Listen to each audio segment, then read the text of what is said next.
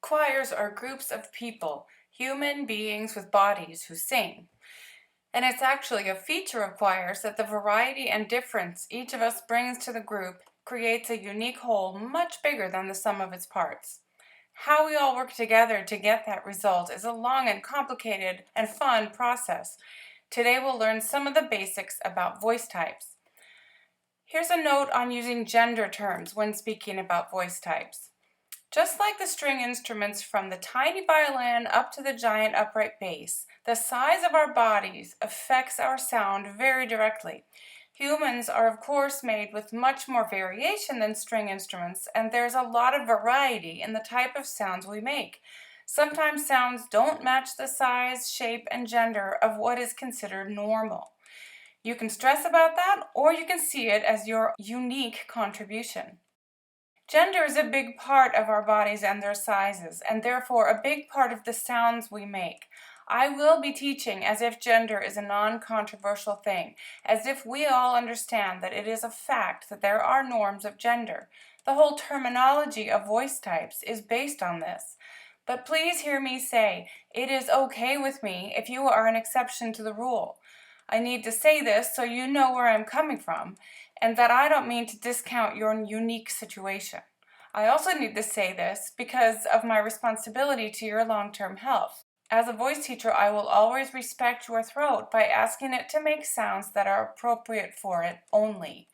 You can hurt yourself if you force your body to do something it isn't built to do.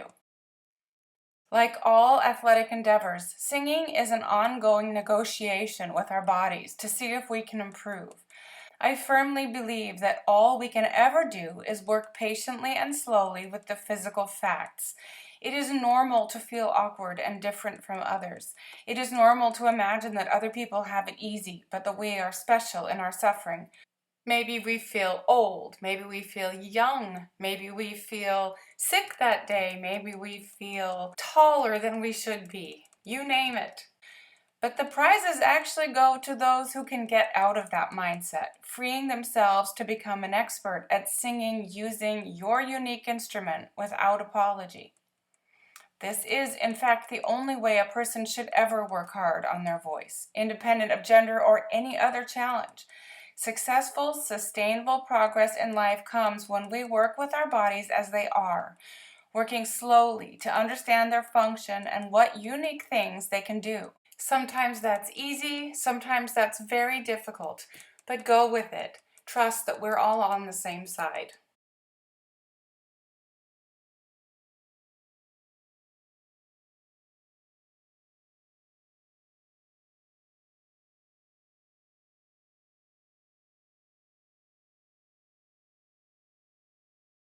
So your choir teacher listened to you one day do a small audition for the choir, and based on that, he or she put you in a section of the choir: soprano, alto, tenor, or bass.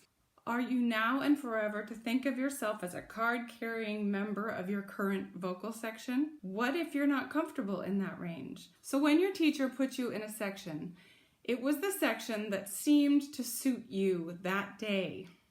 There is a possibility that your singing that day was not representational of what you normally sing like.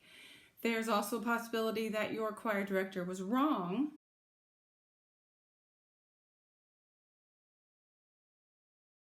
You should go to that choir director and say, I'd like to check on my voice type to make sure I'm in the right section. And tell that person what feelings you have when you are singing in your current section. Do you feel strained? Do you feel like you can't get the notes out? This is information your choir director would really like to know.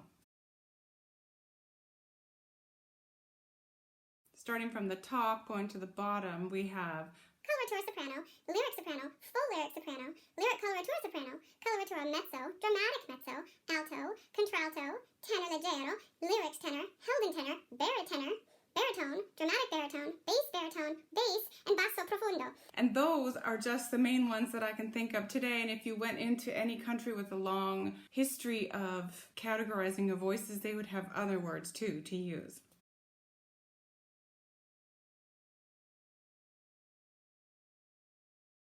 First of all, there's a reason we label voices. We label voices so that when we gather together as a group to sing, everyone can sing in a range that is most comfortable for them.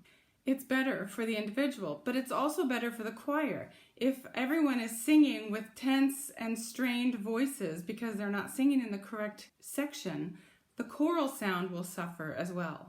No one wants to sing with pain and tension, so we don't want to tell the baritone that shows up to sing with a bunch of women that he has to sing in the same range as those women. We give that person a lower range to sing in. Each individual voice would have different timbres and characteristics. Some might be very loud, some might be quiet and soft, some might be steely, and some might be gentle, warm, dark, bright. Terms like this. But all those different sounds would be singing in the same range of notes. If a soprano shows up who has a very loud, very bright sound, she's going to overpower the rest of the group if she sings with the sopranos. So we might say to her, could you sing in the alto where your nice, rich, warm sound for the lower mid will be super contributive to that sound we need for altos. Many choir directors will put you in a section because they need more voices there. They'll do this hopefully without stressing you out, but there is a little bit of fudging on this because we need people to sing in the different voice types.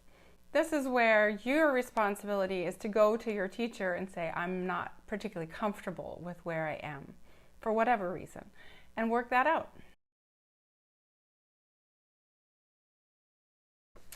Okay, the different voice types: soprano, alto, tenor, bass.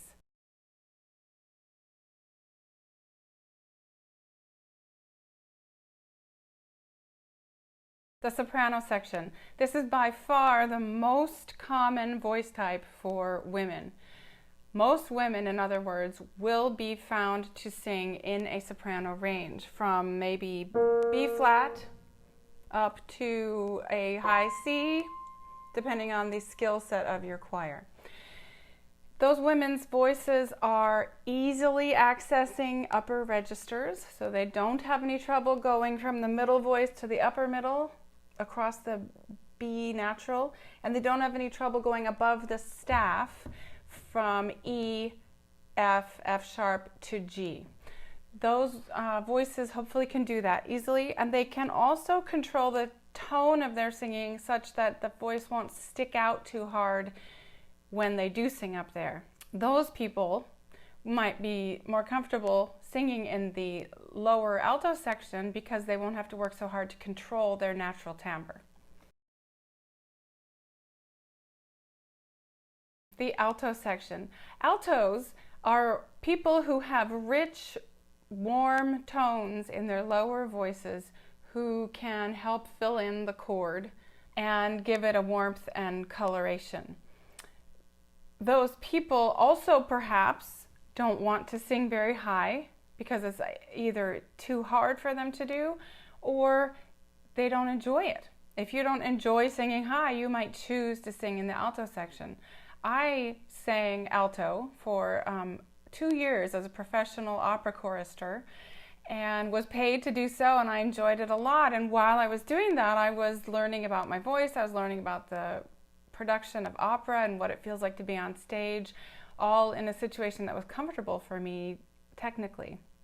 It wasn't as fun as singing soprano is to me, because by the time I got allowed to sing up, I was really ready, but I found it to be a really wonderful place to develop my voice. True alto, a person who cannot sing as high as the top of the staff, is quite rare. That is generally a skill-based problem when a person can't sing that high.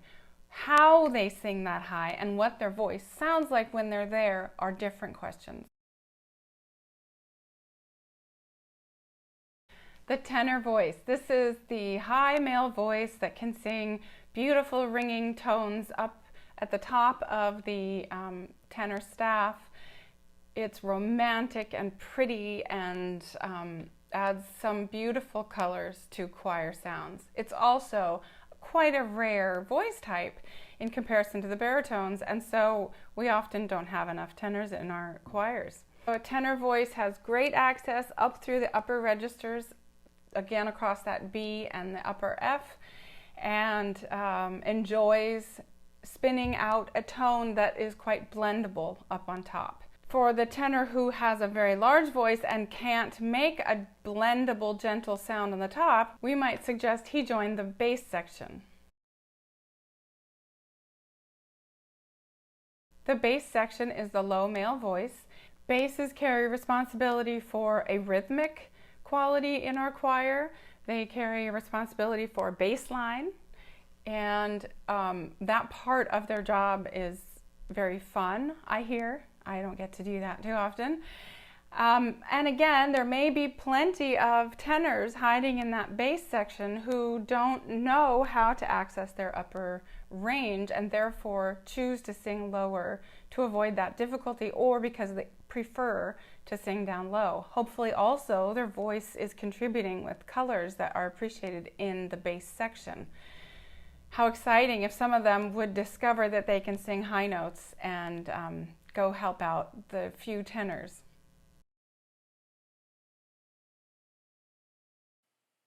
None of us knows when we will next be able to gather in the same room and make music again. In the meantime, take the opportunity to get to know your voice better so you can show up in choir again with new skills to contribute to the whole.